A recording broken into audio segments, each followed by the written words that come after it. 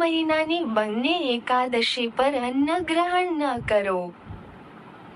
વ્યાસજીની વાત સાંભળી ભીમ નરકમાં જવાના નામથી ડરી ગયો અને ધ્રુજી ઉઠ્યો અને બોલ્યો, હવે મારે શું કરવું? હું મહિનામાં 2 ઉપવાસ ન કરી શકું. હા, હું વર્ષમાં 1 ઉપવાસ કરવાનો પ્રયત્ન ચોક્કસ કરી શકું છું. એટલે વર્ષમાં 1 દિવસ ઉપવાસ કરીને હું મુક્તિ મેળવું છું, તો આવા વ્રત વિશે જણાવજો. આ સાંભળીને વ્યાસજી કહેવા લાગ્યા કે વૃષભ અને મિથુન રાશિના સંક્રાંતિકાળ વચ્ચે આવતી જેઠ સુદ એકાદશીનું નામ નિર્જળા છે. તમારે તે એકાદશીનું વ્રત કરવું જોઈએ.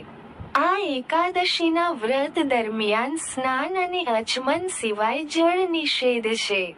અચમાનામાં 6 થી વધુ વખત પાણી ન હોવું જોઈએ, નહીં તો તે પીવા જેવું થઈ જાય છે.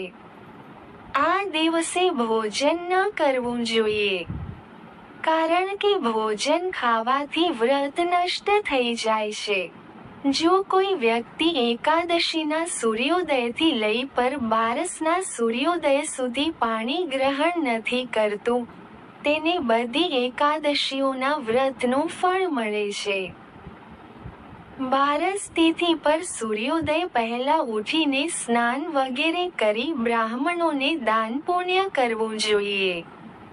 આ પછી ભૂખ્યા અને બ્રાહ્મણને જમાડવું જોઈએ અને ત્યાર પછી તમારે ભોજન ગ્રહણ કરવું જોઈએ.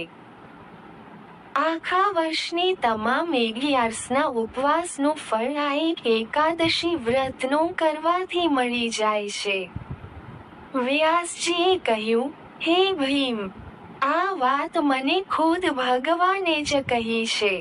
આ એકાદશીની પુણ્ય બધી યાત્રાઓ અને દાન કરતાં વધારે છે. માત્ર એક જ દિવસ મનુષ્ય પાણી પીધા વગર ઉપવાસ કરીને પાપોમાંથી મુક્ત થઈ જાય છે.